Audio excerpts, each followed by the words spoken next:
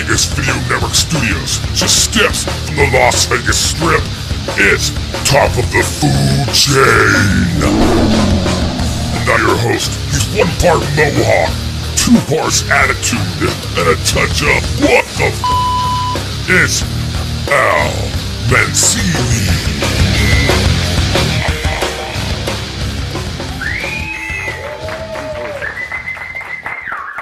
Always so surprised by that. Hello, thank you. Welcome to Top of the Food Chain. I'm your host, Al Mancini, the Kobe beef of the food writing world. And by that I mean I am rare, exotic, and pricey. I drink a lot of beer. I'm extra fatty. And I enjoy being massaged by Japanese women. And honestly, while my government has not yet banned my export, I firmly believe one day they will. So there you go. Thank you. Thank you.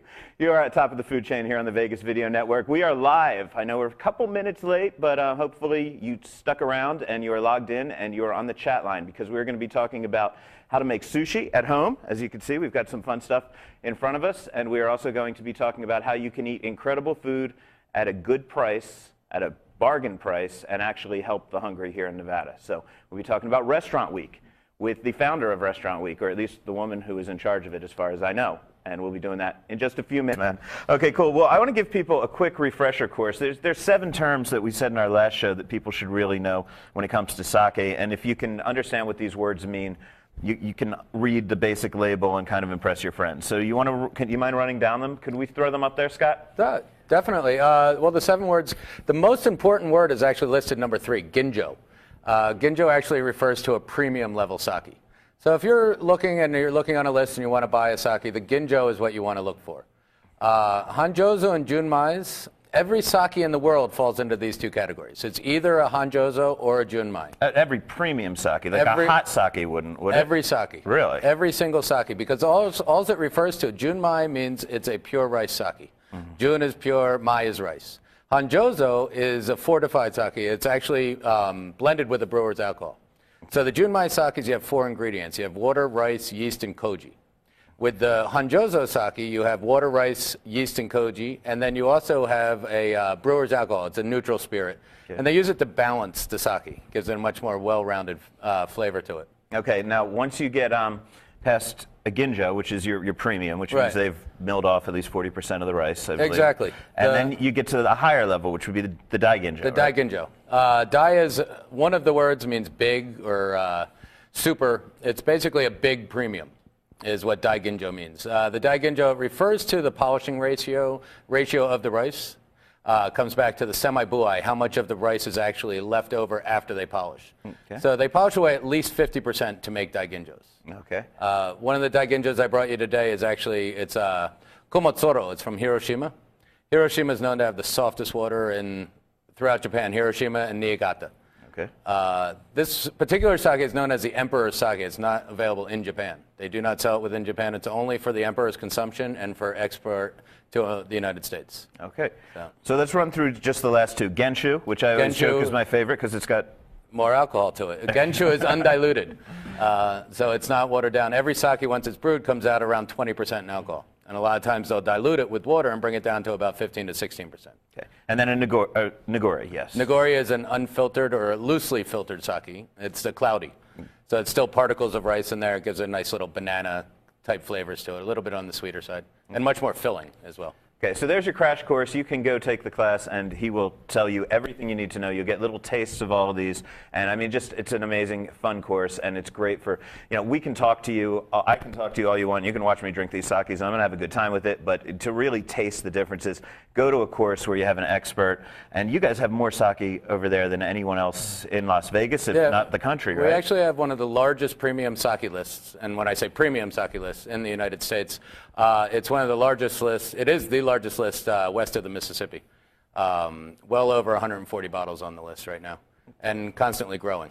Okay, we have a question from the chat room. Scott, what's happening? Yeah, Maya wants to know what the price is for the course you mentioned. It's $100 per person. Okay, so you brought me some sake. We're about to get me cutting up some stuff. Why don't you tell me what you're pouring for us? So I brought you 2 sakes. They're completely different. We have the Dewa Sakura Oka, which is from Yamagata, which is a very cold mountain region in the Alps of Japan. This is a ginjo level sake, and it's a straight ginjo, so it refers to the Hanjozo level sakes, because it is fortified to blend it with a little bit of alcohol to make it a much more well-rounded sake. And who's drinking with me? I'll take a little. Okay. Kanpai. There you go, kanpai. Wow, that's a very nice sake. It's just very well balanced. It's kind of great for beginners or educated sake drinkers. Okay. And then you want to use maybe the wine glasses to pour the other one? That's okay. You can hand me that bottle? And what are we looking at here for our second sake? So this is a komatsuru, which is sokuko, which is actually, this is the emperor sake that I was referring to. This is only, it's not sold in Japan anywhere. It's only for export. And they make the rope a little bit hard to get off sometimes. Okay. But this is considered the emperor sake because the only people in Japan that can brew it is the imperial family and the emperor himself that can actually drink it. Oh, really? Wow. And then, of course, then Americans can drink it. The Americans. Right. Scott, another question while we're pouring this. Yeah, Jackie wants to know, how do you sign up for the class? What's the process? You can call the restaurant itself at 702-607-0700, or you can make reservations online. Okay, so this is only for the emperor and Americans. Exactly. Okay, kanpai. Kanpai. Oh, my poor Japanese friends, you do not know what you're missing with this. This is good. It's fantastic. Is this why Japanese people come to America, so they can drink this? That's a good question. Okay. But this is just amazing. Yeah, this is great. Thank you so much. We are now going to cut. Well, you're going to watch me make a little bit of sushi. I got to warn you. No, we'll move these over to here. We're going to watch me make a little bit of sushi. I got to warn you.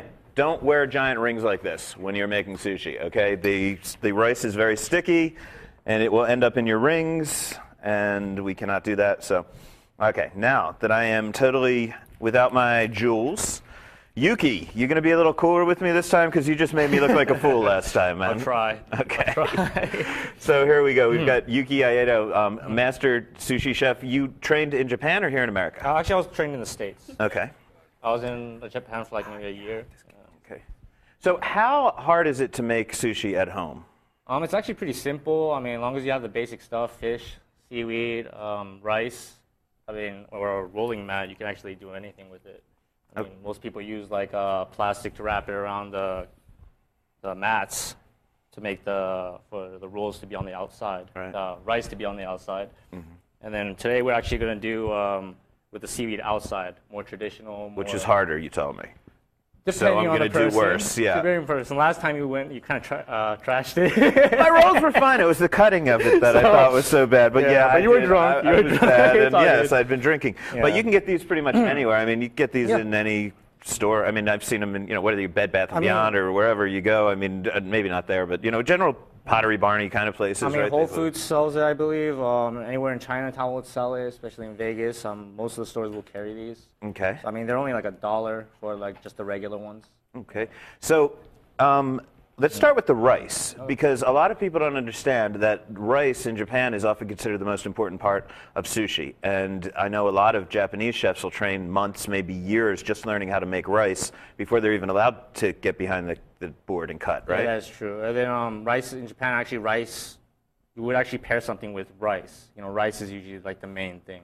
So in like sushi rice, especially sushi rice, most of the time we actually use something called koshi hikari. It's basically a really like premium type of rice. Yeah.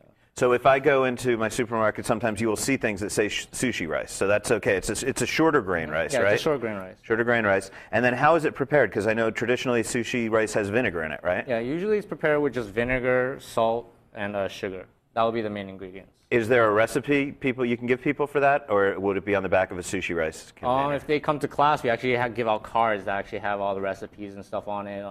Shows them how to make our taraditos, ceviches, and stuff like that. Okay. And I'm sure if you go online, you can look up a basic sushi rice recipe and find out how to do it.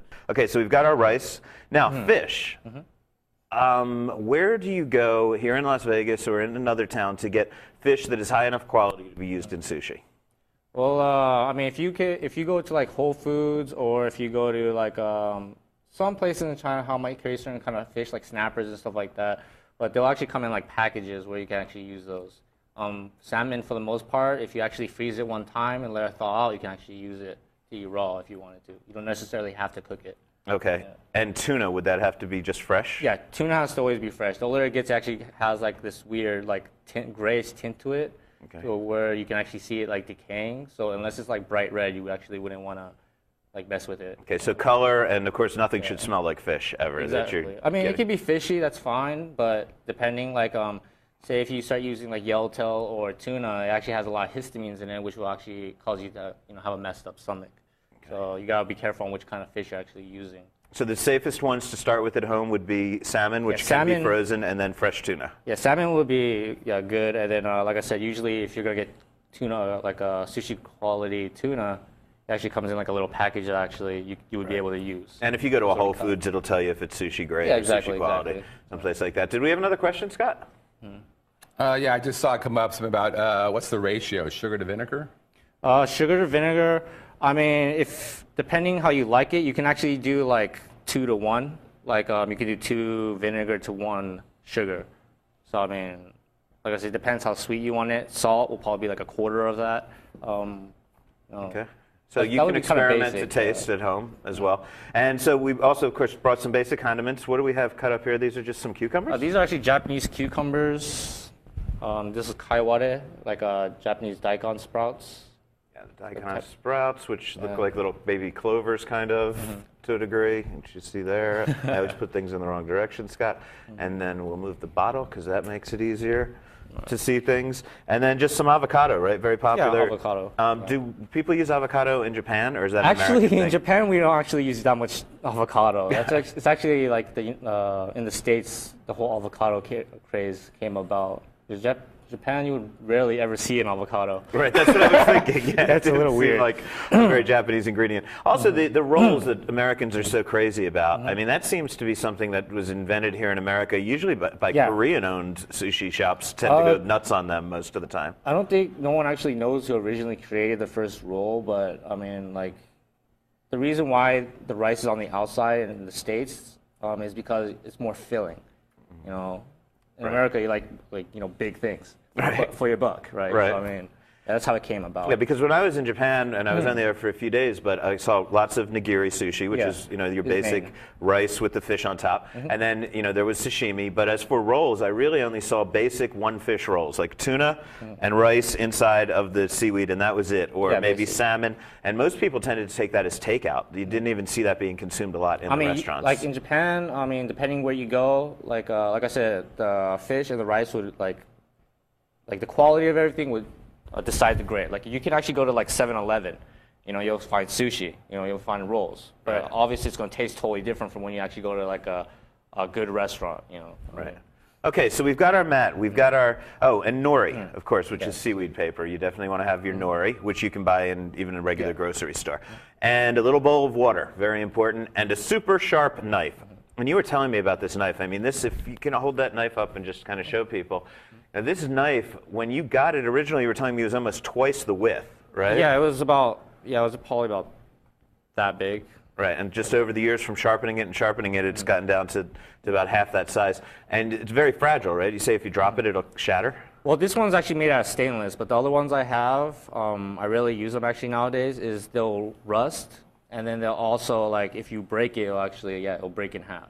Wow. And then those costs a lot of money. A lot of money.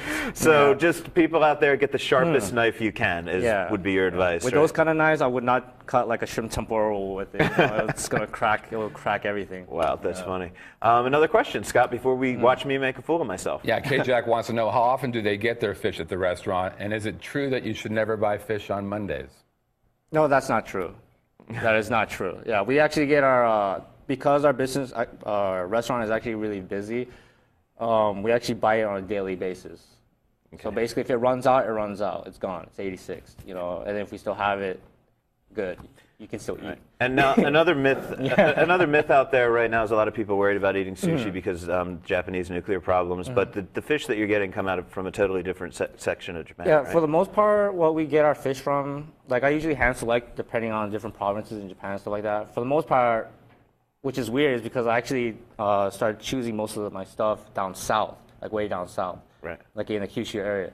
So because of that, like the radiation hasn't hit that area, and because how like the wind circulation, how it is out there, it doesn't actually push down. So for the most part, what they're saying is that it hasn't been affected at all. They haven't found any kind of problem with fish. Okay, so let's do what we came here to do. I'm going to try to do it quickly, but well. We start with our nori, which has a shiny side, and it has a not so shiny side. And which one do we put up and which one do we put down? Okay, last time you actually made the rice on the outside, we're actually going to have the seaweed on the outside, the traditional type. Okay. So the shiny side would go down. Go down when we're doing a traditional roll. Okay, so we got our shiny side down. Then we take the rice. There's actually a jagged side on. I don't know if you can see it, but there you go. There's like a jagged side on this side, and then there's like a really straight cut on the bottom. You want the jagged side to be facing towards you. Yep, I got that. Alrighty. That may have been my mistake last time. Maybe I didn't check. Okay, so show people how we now apply the rice. Okay, usually well, speed would be an issue because like the rice gets sticky the longer you hold it. So basically what would you do is just put your hands in the water, just rub it around a little bit. You'll grab maybe like a small, like half of a fistful of rice. Yeah. And you would actually kind of like stretch it aside. Now you don't want to smash it. You just want to kind of drag it across. Okay. And from here, you're just basically matting it out. It's like. And I'm going to be doing this as you do it a little bit because I don't want that much attention on me. Okay. Okay, so I get it in one hand, right? Is this enough rice? A little bit more. A little bit more? Okay. There you go. Now then I smush it across, If right? you start feeling it to get sticky, just put it down and just add a little bit more water. Okay. Or else it's going to get all over your hands. Oh, yeah, I'm doing a great job compared to what you did there. And it gets messy, and do I have enough rice, or do I need more on there? Oh, you're fine. Okay. That's why I say speed is an issue. Right, Yeah. speed is an issue, and I am slow. Okay, here's some more rice. There you go. Water, you mean. Okay, a little more water. More water. So it doesn't stick. This is all the fun you can look forward to at home, people. People can laugh at you. Nice. Okay, there it is. Nice and smooth. I got a nice, happy little thing of rice there. Maybe a little bit more. A little bit more. Okay. You told me that was enough, man. But the beauty of this is it doesn't matter how it looks. You can laugh at it. It's still going to taste good. So, okay, so look. The more you practice, it's going to get a lot better. Right. So now we just take a little bit of fish and put it inside there? Yeah. You can either have tuna, salmon. Well, we got some tuna already pre-cut. You want to show, is there a specific way you have to cut the fish, or just? When you're doing sushi, excuse me. When you're doing sushi, actually there's, I don't know if you can actually see this on camera. There's actually grains going through the fish. And then what you want to do is actually, you want to kind of make it like an X. Like an X, so basically you're cutting against the grain. Okay. Yeah, like that. Okay, so that's the cut. Yeah. So now I've got a couple pieces in here, and you can put a couple pieces in yours and show them how it's done. I add a little bit of Japanese cucumber because that's tasty. A little bit of daikon. Okay, and I'm not going to go. You don't want to overstuff it. Okay, too much in there? Yeah, that's fine. That's fine. Okay. So now here's the key, people. Here now is when we have to roll this thing. And you show them first how it's done, and then we will watch me do it wrong. Well, basically what you want to do is you just want to like grab the end of the mat, just kind of make sure everything's tucked in, and then just fold it inside like that. Fold it under there. Okay. So basically you'll see like a little bit of the seaweed right there, and you're basically tucking it in. From here, you want to lift up and just kind of roll it across. He makes it look easy. Yeah. And from here, you're just basically, whatever the bamboo mat looks like is what your roll is going to look like. So you just want to kind of push down. Yeah.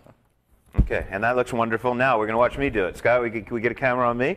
Watch how I mess this up. Okay, so we roll, tuck that under, right? Yeah, just leave it up a little bit. Leave it up a little bit. We tuck there, push, squeeze. And now I just keep rolling, right? Yeah, and then just flip it up. Just there you go. flip it up and roll. There you go. And now I want to make it look pretty, so we press it down. And okay, that didn't look so bad. There you go, almost. Looks almost. Yeah. You know what? If these people at home make it look that good, they're going to be happy. They're not going to be waiting for you to tell them what they did wrong. So now, slicing it. How do we slice it? Well, I mean, wait. Okay, what did I do wrong? From here, all you have to do is just mold it. Okay. So basically, you just kind of, like I said, whatever the rice mat looks like is what your roll is going to look like. So if you just do that, it's going to look exactly like that. Oh, okay. That's all I had to do was just do that. Okay, now, let's cut it up. How many pieces do you cut a roll like that? This one would normally be 6 pieces. Okay. All right. And then I got rid of this water. There you go. Make sure you want to have water on your knife. What you usually do is you would just actually get some water like this, and then let the water just run down your knife. All right. Then once it runs down, you just want to go in the middle. I'm going to slice the top a little bit, come down, and that's it. The same thing. Just keep on doing it over. Okay. Yeah. Oh. Okay. Just come down like that. So basically, you just want to do it in like 3 strokes. Right. Yeah. Through, down, through. Okay, let me give it a quick try. And, okay, so Middle. move the rice out of the way. And so I go down, No, you push forward first. forward. Well, I did it wrong. There you okay. go. I still got it. So, okay, forward first. Forward, back, down. There you go. Yeah. No, I did that in 2 strokes. See, it looks a lot nicer, right, than the last. Yeah, it looks a lot nicer, man. This looks good. Scott, get in on these things. These bad boys don't look bad at all. That one's a little lopsided, but those other 5 look pretty good. Look, I'll turn them towards you, man. Yeah, mine look okay. Okay, I'm going to eat one now. We're going to have a little bit of sake. Thank you so much. Oh, thank you. Yuki, I appreciate it. We're going to be back and talk about Restaurant Week in 1 second. We're going to go to a break. See you guys in a few minutes. All right.